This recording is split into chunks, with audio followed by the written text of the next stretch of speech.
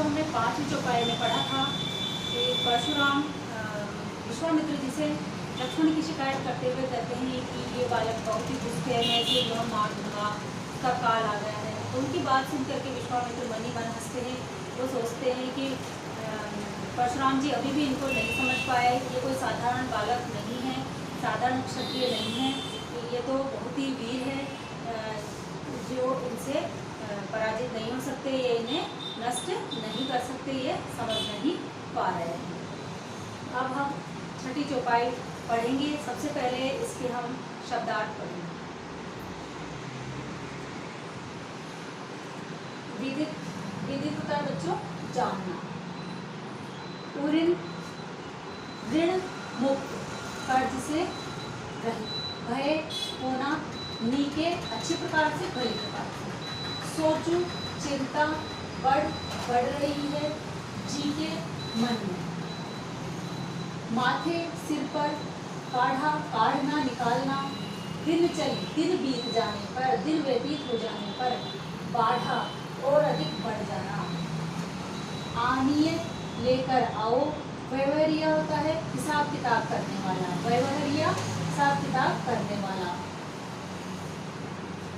भृगुवर परशुराम, नृपद्रोही राजाओं से शत्रुता करने वाले, सुबह वीर रन युद्ध भूमि में गाढ़े मिलना,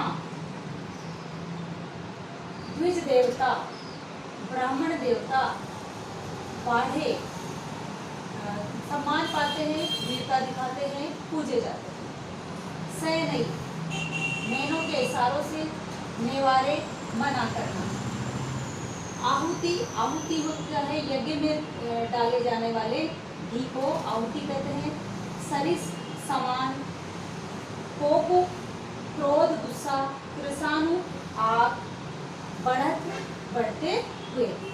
ये थे हमारे शब्दार्थ। अब हम ये चौपाई पढ़ते हैं, इसका भावार्थ कहु लखन मुनि सील तुम्हारा, को नहीं जान विदित संसार। कहु लखन मुनि सील तुम्हारा, को नहीं जान विदित संसारा। लक्ष्मण परशुराम जी से कह रहे हैं कि हे मुनि, आपके स्वभाव के बारे में, हे मुनि आपके स्वभाव के बारे में कौन नहीं जानता है, सारा संसार ही आपके स्वभाव के बारे में जानता है। यहाँ भी लक्ष्मण जी व्यंग करते हुए कहते हैं कि हे मुनि, आप कहते हो अपने स्वभाव के बारे में, तो सभी जानते हैं कि आप बहुत ही गुस्से वाले स्वभाव वाले हो, आपने जो कार्य किए हैं गुस्से में आकर, क्रोध में आकर किए हैं, तो आपके स्वभाव को सभी जानते हैं। मात पितहि उरिन भय नीके, गुर ऋण रहा सोच बड़ जीके। कि माता पिता के मात पितहि उरिन भय नीके, गुर ऋण रहा सोच बड़ जीके। कि आपने अपने माता पिता के कर्ज को, माता पिता का बच्चों कर्ज होता है, माता पिता हमें जन्म देते हैं तो उनका हमारे ऊपर बहुत बड़ा कर्ज होता है। उस कर्ज को हम सैकड़ों जन्म लेकर के भी हम उस कर्ज से मुक्त नहीं हो सकते। माता पिता का वो ऋण, वो कर्ज हम नहीं चुका सकते। तो यहाँ पर वो कह रहे हैं लक्ष्मण जी परशुराम से, मात पिता ऋण भय नीके, कि माता पिता के कर्ज से तो आप बहुत अच्छी प्रकार से ऋण हो गए हो, उस कर्ज से तो आप मुक्त हो गए। गुरु ऋण रहा सोच बड़े जीते, और गुरु के कर्ज के बारे में, गुरु का कर्ज उतारने के बारे में आपके मन में मतलब मन में बहुत अधिक चिंता हो रही है, उसके बारे में आप बहुत अधिक सोच रहे हैं। मात पिता उऋण भय नीके, माता पिता का कर्ज तो आपने बहुत अच्छी प्रकार से चुका दिया है। यहाँ भी बच्चों लक्ष्मण परशुराम जी पर व्यंग कर रहे हैं, क्योंकि उन्होंने अपने माता की स्वयं ने ही हत्या कर दी। जब एक बार उनके पिता ने उन्हें आदेश दिया, जमदग्नि ऋषि उनके पिता थे, उन्होंने आदेश दिया कि तुम अपनी माता को मार दो, तो उन्होंने उनके आदेश की तुरंत पालना की और अपनी माता का गला काट दिया अपने परशु से। उसके पश्चात उन्होंने एक अच्छे पुत्र की तरह वापस से अपने पिता से, जब पिता ने वर मांगने को कहा, तो उन्होंने कहा कि मेरी माता को पुनः जीवित करो। तो इसके आधार पर लक्ष्मण कह रहे हैं कि माँ का ऋण तो आपने बहुत अच्छी तरह से चुका दिया। दूसरी तरफ जमदग्नि ऋषि के पास एक गाय थी कामधेनु नाम की। तो वो गाय सबकी जो भी कोई उससे मांगता था उसकी वही सारी इच्छाएं पूरी करती थी। एक बार ऋषि के आश्रम में सहस्त्रबाहु राजा अपनी सेना के साथ आए और ऋषि ने क्या किया, जमदग्नि ऋषि ने कि उस कामधेनु की मदद से उन सबको बहुत अच्छा भोजन करवाया। जब सहस्त्रबाहु ने सोचा कि ऋषि के पास ऐसा भोजन कहाँ से आया, तो उन्होंने पूछा तो ऋषि ने उन्हें बता दिया। बताने के बाद वो ऋषि के मना करने के बाद भी जबरदस्ती उस कामधेनु गाय को ले गए। और जब परशुराम को पता चला तो उन्होंने सहस्त्रबाहु की हजारों भुजाओं को काट दिया। जैसा कि हमने पहले पढ़ा है, सहस्त्रबाहु भुज भंज निहारा, तो उस परसे से उसकी भुजाओं को काट दिया। ये बात जब जमदग्नि से को पता चली, उनके पिता को पता चली, तो उन्होंने उन्हें बहुत बुरा भला कहा और उन्हें प्रायश्चित करने को कहा।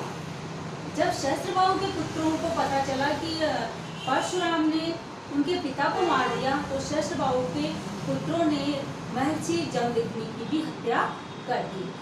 इस बात को ध्यान में रखते हुए लक्ष्मण उनको कह रहे हैं कि आपने तो अपने माता पिता का इस प्रकार से कर्ज चुकाया था और अब आप गुरु के कर्ज चुकाने के बारे में उन्हें, अर्थात शिव जी का ये धनुष है जो राम से टूट गया, उस कर्ज को चुकाने के बारे में आपके मन में बहुत अधिक चिंता है। सो जन्म हमरे ही माथे काढ़ा, दिन चली गए ब्याज बढ़ बाढ़ा। सो जन्म हमरे ही माथे काढ़ा, दिन चली गए ब्याज बढ़ बाढ़ा। कि वो कर्ज आपने हमारे सिर पर निकाला है, अर्थात वो कर्ज आपका हमें चुकाना है।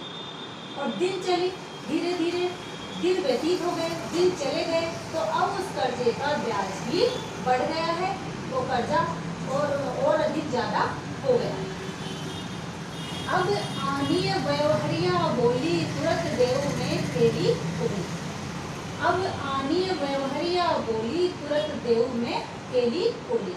लक्ष्मण कह रहे हैं कि आप अब उस व्यवहारिया को, हिसाब किताब करने वाले को बुला कर लेकर के आओ। वो जो बोलेगा, जितना भी कर्जा होगा, तुरंत देव में थैली खोली, तुरंत में थैली खोल करके वो कर्जा दे दूंगा। लक्ष्मण कह रहे हैं कि आपने गुरु का कर्जा हमारे सिर पर लगाया है, हमारे सिर पर निकाला है, तो अब तो समय व्यतीत हो गया, तो वो कर्जा भी और ज़्यादा उसका ब्याज बढ़ गया होगा। तो आप हिसाब किताब करने वाले को लेकर के आओ, उसे बुलाओ, वो हिसाब किताब करके हमें बताएगा। जितना भी आपका कर्जा होगा हम थैली खोल करके चुका देंगे, या मैं थैली खोल करके चुका दूंगा। इस तरह से वो परशुराम का उपहास उड़ाते हुए, उनका मजाक उड़ाते हुए कहते हैं। सुनि कटु बचन कुठार सुधारा, हाय हाय सब सभा पुकारा। सुनि कटु बचन कुठार सुधारा, हाय हाय सब सभा पुकारा। उनके कड़वे वचन सुनकर, लक्ष्मण के कड़वे वचन सुनकर परशुराम जी ने अपना परसा सीधा कर दिया और वो अत्यधिक क्रोधित हो गए। तो सारी सभा हाय हाय करने लगी, क्योंकि अब लोगों को लगा कि लक्ष्मण ने इतनी अनुचित बातें कह दी, तो ये बहुत अधिक क्रोधित हो गए। आज लक्ष्मण की मृत्यु निश्चित है, इसलिए वो हाय हाय करने लग गए। भृगुवर परसु देखाव वही मोही, विप्र विचार बचो नृप दोही। भृगुवर परसु देखाव मोही, विप्र विचार बचो नृप दोही। भृगुवर परशुराम, परसु दिखाते हो मुझे ब्राह्मण के विचार से, ब्राह्मण समझ करके हे राजाओं से द्रोह करने वाले, अभी तक तुम बचे हुए हो। परशुराम द्वारा परसु दिखाने पर लक्ष्मण कहते हैं कि मैंने आपको ब्राह्मण समझ करके अब तक बचा करके रखा है। आप मुझे बार बार में ये परसा दिखा रहे हो, लेकिन मैंने आपका कुछ नहीं बिगाड़ा है, कुछ नहीं किया है, क्योंकि मैंने आपको ब्राह्मण समझ करके बचा लिया है। हे नृपद्रोही, राजाओं से शत्रुता करने वाले परशुराम। मिलेन कभो सुभट रन गाढ़े, द्विज देवता घरे के बाढ़े। मिलेन कभो सुभट रन गाढ़े, द्विज देवता घरे के बाढ़े। लक्ष्मण कह रहे हैं कि आपको वीर योद्धा रण में, युद्ध भूमि में कभी नहीं मिलेंगे। मिलेन कभो सुभट रन गाढ़े, कि आपको वीर योद्धा कभी भी युद्ध भूमि में नहीं मिले हैं। द्विज देवता घरे के बाढ़े के ब्राह्मण देवता, आप तो केवल घर में ही पूजे जाते हैं, अर्थात केवल आप तो घर में ही आपकी प्रशंसा पाते हुए फूले फिर रहे हैं, प्रसन्नता से बहुत अधिक प्रफुल्लित हो रहे हैं, प्रसन्न हो रहे हैं। अनुचित कही सब लोग पुकारे, रघुपति सह नहीं लखन निवारे। अनुचित कही सब लोग पुकारे, रघुपति सह नहीं लखन निवारे। ये बात अनुचित है, गलत है, झूठी है, ऐसा सभी लोग जो सभा में उपस्थित थे पुकारने लगे। और ऐसा कहने पर जब बहुत अधिक अति हो गई तो श्री राम ने अपने आंखों के इशारे से लखन निवारे श्री कृष्ण को, श्री लक्ष्मण को बोलने से मना किया। तो लक्ष्मण कह रहे हैं कि आपने तो घर में ही अपनी पूजा करवाई है, अर्थात आपको युद्ध भूमि के अंदर कोई वीर नहीं मिला है जिसके साथ आपने युद्ध किया है। आप तो घर में ही प्रशंसा पाते फिर रहे हो और उसी प्रशंसा से इतने फूल रहे हो, इतने इतरा रहे हो। और उनकी ये बात सुन करके जितने भी लोग वहाँ सभा में बैठे हुए थे वो सब कहने लगे कि ये बात अनुचित है, ये बात गलत है, लक्ष्मण आप ये बात गलत कह रहे हो, परशुराम तो बहुत वीर है। जब बात को इतना अधिक बढ़ता हुआ देखकर बात बहुत अधिक बढ़ गई तो राम ने अपनी आंखों के इशारों से लक्ष्मण को चुप होने का संकेत किया।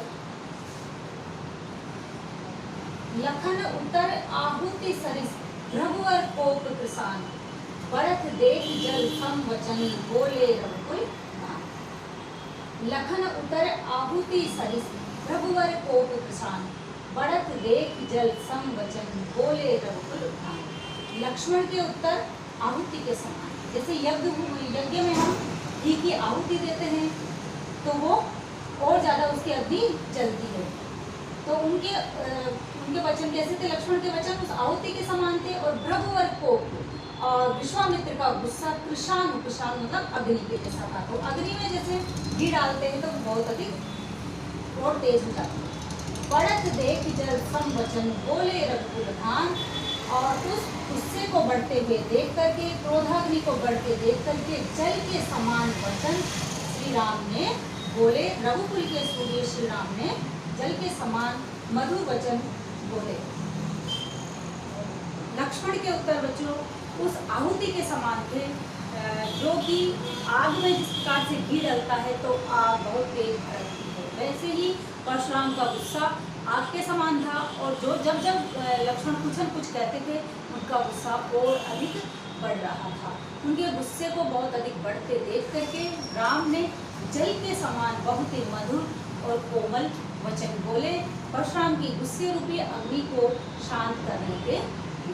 तो जो ये था हमारा पाठ 2 राम लक्ष्मण परशुराम संवाद, ये संपूर्ण हुआ।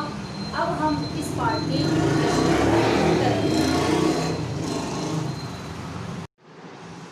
बच्चों अब हम इस पाठ के प्रश्नोत्तर हल करेंगे। पहला प्रश्न है हमारा, परशुराम के क्रोध करने पर लक्ष्मण ने धनुष टूट जाने के लिए कौन कौन से तर्क दिए? परशुराम के क्रोध करने पर लक्ष्मण ने धनुष टूट जाने के लिए कौन कौन से तर्क दिए? जब राम के द्वारा शिव जी का धनुष टूट जाता है तो परशुराम क्रोधित होते हुए आते हैं और बहुत वहाँ आकर गुस्सा करते हैं कि किसने ये धनुष तोड़ दिया। तो उनकी बात पर लक्ष्मण कहते हैं कि राम ने तो केवल इसको तिरछी नेत्रों से ही देखा था या इसको नए के भरोसे देखा था, उन्हें नहीं पता था कि इतना पुराना धनुष है और ये टूट गया। ये तो बहुत ही पुराना धनुष था। दूसरा उन्होंने बोला था बहुत ही पुराना धनुष था कि हाथ लगाते ही टूट गया। इस धनुष के टूट जाने से आपको क्या तो हानि है और क्या लाभ है, ये किसी काम का नहीं था। तीसरा तर्क देते हुए वो बोलते हैं कि हमने तो बचपन में बहुत सी धनुइयाँ तोड़ी थी, लेकिन पहले तो कभी आपने ऐसा क्रोध नहीं किया, कभी इतना गुस्सा नहीं किया। इस धनुष में ऐसी क्या विशेषता है जिस कारण से आप इतना क्रोध कर रहे हैं? परशुराम के क्रोध करने पर राम और लक्ष्मण की जो प्रतिक्रियाएं हुई उनके आधार पर दोनों के स्वभाव की विशेषताएं अपने शब्दों में लिखिए। परशुराम के क्रोध करने पर राम और लक्ष्मण की जो प्रतिक्रियाएं हुई उनके आधार पर दोनों के स्वभाव की विशेषताएं अपने शब्दों में लिखिए। परशुराम जब क्रोधित होते हुए आए वहाँ, तो लक्ष्मण ने उनका ऊपर बहुत अधिक व्यंग किए और राम ने बड़ी ही विनम्रता से उन्हें कहा कि इस शिवजी के धनुष को तोड़ने वाला आपका ही कोई एक दास होगा, कोई आपका ही सेवक होगा। और जब परशुराम और लक्ष्मण के बीच वाद विवाद बहुत अधिक बढ़ गया, तो उन्होंने बड़ी ही विनम्रता के साथ में विनम्रतापूर्वक वचनों से परशुराम का क्रोध शांत किया और परशुराम उन्हें आशीर्वाद दे करके वहाँ से चले गए। तो राम का स्वभाव तो इस प्रकार से बहुत अधिक विनम्र था और लक्ष्मण का स्वभाव व्यंग से युक्त था। वो बार बार में परशुराम को उकसा रहे थे, व्यंग बोल रहे थे और उनको क्रोधित कर रहे थे। बार बार उन्हें वो व्यंग से युक्त वचनों के द्वारा उन्हें कभी क्षत्रियों का दुश्मन बता रहे थे, कभी बता रहे थे कि आप तो ऐसे वीर नहीं हैं, आप ब्राह्मण हैं, इसलिए मैं आपका हथियार नहीं उठा रहा। इस तरह से वो उनको व्यंग करके उनको क्रोध को बढ़ा रहे थे। अब जो तीसरा प्रश्न आपको स्वयं करना है, ये एक संवाद शैली में करना है कि किस तरह से परशुराम ने बोला और क्या लक्ष्मण ने बोला, दोनों का संवाद में इसको करना है। चौथा प्रश्न है हमारा, परशुराम ने अपने विषय में सभा में क्या क्या कहा, निम्न पद्यांश के आधार पर लिखिए। इस पद्यांश के आधार पर परशुराम ने कहा कि मैं बाल ब्रह्मचारी हूँ, बहुत अधिक क्रोधी हूँ और मेरा ये परसा बहुत भयंकर है। ये बहुत से क्षत्रियों को उसने मार दिया है और मैंने कितनी ही बार अपने परसे के द्वारा क्षत्रिय राजाओं को मारा है और इस पृथ्वी को क्षत्रियों से शून्य किया है और ये पृथ्वी ब्राह्मणों को दान में दे दी है। हे लक्ष्मण सुनो, ये मेरा परसा इतना भयंकर है कि इसकी गर्जना से क्षत्राणी स्त्रियों के गर्भ में स्थित बच्चों को भी, बालकों को भी इसने चकनाचूर कर दिया, अर्थात मार दिया है। इस प्रकार से उन्होंने अपनी इस चौपाई के अंदर अपनी तारीफ की। पांचवा प्रश्न, लक्ष्मण ने वीर योद्धा की क्या क्या विशेषताएं बताई। लक्ष्मण ने वीर योद्धा की क्या क्या विशेषताएं बताई। लक्ष्मण ने बच्चों वीर योद्धा की विशेषता बताई कि वीर योद्धा युद्ध भूमि में आकर अपनी वीरता का प्रदर्शन करते हैं। वो कह करके वीरता नहीं बताते, अपनी बढ़ाई खुद नहीं करते हैं, डींगे नहीं हाँकते हैं। वो युद्ध भूमि में आते हैं और वीरता का प्रदर्शन करते हैं, तो सबको उनकी वीरता के बारे में पता चल जाता है कि कौन कितना वीर है। और जो कायर होते हैं व्यर्थ की डींगे हाँकते हैं, अपनी तारीफ खुद करते हैं और जब युद्ध भूमि में शत्रु सामने होता है तो वहाँ से भाग जाता है। छठा प्रश्न, साहस और शक्ति के साथ विनम्रता हो तो बेहतर है, इस कथन पर अपने विचार लिखिए। साहस और शक्ति के साथ विनम्रता हो तो बेहतर है, इस कथन पर अपने विचार लिखिए। इस कथन पर बच्चों हमारे ये विचार है कि साहस और शक्ति अगर मनुष्य के पास है और साथ में विनम्रता नहीं है तो वो उद्दंड हो सकता है। तो हर बार मनुष्य के साथ में साहस और शक्ति हो तो साथ में विनम्रता भी होनी चाहिए। कि जिस प्रकार से राम के पास साहस और शक्ति थी, इतने वीर थे, लेकिन फिर भी परशुराम के सामने उन्होंने अपनी विनम्रता का प्रदर्शन किया और उनके गुस्से को शांत किया। परशुराम में बच्चों राम के जितने ही वीर थे उनमें साहस और शक्ति थी, लेकिन वो विनम्र नहीं थे, क्रोधित थे। तो इस प्रकार से अगर विनम्रता नहीं होती तो हमारे मन में अहंकार आ जाता है। जैसे कि मान लो हम भी किसी ऊंचे पद पे पहुंच जाते हैं और अगर हमारे अंदर विनम्रता नहीं तो वो पद किसी काम का नहीं है। अहंकार से हमारा गर्व भी चूर-चूर हो जाता है। इसी प्रकार से फिर परशुराम का गर्व भी अंत में चूर-चूर हो गया। सातवां प्रश्न है बच्चों, वो हमने भावार्थ कर लिए हैं। जो मैंने इन चौपाइयों के भावार्थ करवाए हैं उन्हीं में उसके भावार्थ आके आ जाएंगे। आठवां प्रश्न है, उसमें परशुराम के इस काव्य की भाषा शैली पूछी गई है, तो उनकी भाषा शैली अवधि है और बहुत ही सुंदर प्रसंगों का उन्होंने प्रयोग किया है। व्यंग्यात्मक भाषा शैली का भी प्रयोग किया है, उसमें उन्होंने दोहा, सोरठा, चौपाई का भी प्रयोग किया है। ये सब उनकी भाषा शैली में है। अनुप्रास अलंकार का अनूठा प्रयोग है। उत्प्रेक्षा अलंकार, उपमा अलंकार और रूपक अलंकार का भी उन्होंने बहुत ही सुंदर प्रयोग अपनी भाषा शैली में किया है। प्रश्न 9, इस पूरे प्रसंग में व्यंग्य का अनूठा सौंदर्य है, उदाहरण के साथ स्पष्ट कीजिए। इस पूरे प्रसंग में व्यंग्य का अनूठा सौंदर्य है, उदाहरण के साथ स्पष्ट कीजिए। ये जो हमने राम लक्ष्मण परशुराम संवाद पढ़ा है बच्चों, इसमें पूरे में ही व्यंग्य है। उसमें शुरू में परशुराम को लक्ष्मण पहले वाली चौपाई में व्यंग करते हुए कहते हैं कि ये पुराना धनुष का टूट गया तो क्या हो गया, हमने तो बचपन में बहुत से धनुष तोड़े हैं, और उन्होंने उन छोटे छोटे धनुष की तुलना इतने बड़े धनुष से की है।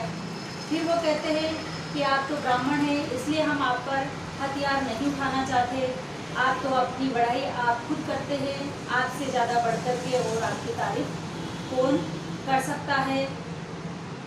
अंत में आखिरी चौपाई में भी लक्ष्मण उनको व्यंग्य करते हुए ही कहते हैं कि आप तो ब्राह्मण देवता है, तो घर में ही पूजे जाते हैं, घर में ही आपका सम्मान होता है और आप फले फूले फिरते रहते हैं, प्रसन्न होते फिरते हैं। आपको कहीं पर युद्ध भूमि के अंदर कोई वीर योद्धा कभी भी आपको नहीं मिला होगा। इस प्रकार से इस पूरे प्रसंग के अंदर व्यंग्य का बहुत ही अनूठा प्रयोग हुआ है कि आपने जिन क्षत्रियों को मारा होगा वो कोई कायर ही होंगे, कोई वीर से आपका पाला नहीं पड़ा होगा। इस प्रकार से लक्ष्मण के माध्यम से कवि ने व्यंग्य का बहुत ही अच्छा प्रयोग किया है। अभी हमारा 10वां प्रश्न, इसमें है बच्चों अलंकार। कुछ पंक्तियां हैं, उसमें पूछा गया है कि इस पंक्ति में कौन सा अलंकार है। पहली पंक्ति है बालक बोली बधो नहीं कोई। इसमें बालक में और बोली में बच्चों ब की आवृत्ति हुई है, तो जहाँ पर एक से अधिक बार किसी वर्ण की आवृत्ति होती है वहाँ पर अनुप्रास अलंकार होता है। दूसरा है कोटि कुलिस सम वचन तुम्हारा, तो इसमें क की आवृत्ति हुई है, तो इसमें अनुप्रास अलंकार है। और जैसा कि आपने 9वीं क्लास में पढ़ा था कि जहाँ पर तुलना की जाए सम, सा, सी आदि जिसमें आते हैं वहाँ पर उपमा अलंकार भी होता है। तो यहाँ पर है कोटि कुलिस सम, तो यहाँ पर इसके अंदर उपमा अलंकार भी है और अनुप्रास अलंकार भी है। तुम तो काल हाँक जनु लावा, तुम तो काल हाँक जनु लावा, इसमें है जनु, जहाँ पर आ गया वहाँ पर उत्प्रेक्षा अलंकार है। अगला है लखन उत्तर आहुति सरिस भ्रभुवर को पुत्रशान, बढ़त देख जल सम वचन बोले रघुकुल भान। तो यहाँ भी सरिस समान, यहाँ पर वही तुलना है। इसके अंदर है उपमा अलंकार और रूपक अलंकार, दोनों अलंकार इसमें हैं। बच्चों ये हमारा पहला पाठ आज का जो था पाठ 2 तुलसीदास रचित वो संपूर्ण हुआ। अब आपको इस पाठ के भावार्थ भी करने हैं और प्रश्नोत्तर भी आपकी हिंदी क्षितिज की नोटबुक में करनी है। पाठ संपूर्ण हुआ, पाठ को अच्छे से समझना है। स्टे होम, सेफ होम, घर में रहें, सुरक्षित रहें। धन्यवाद।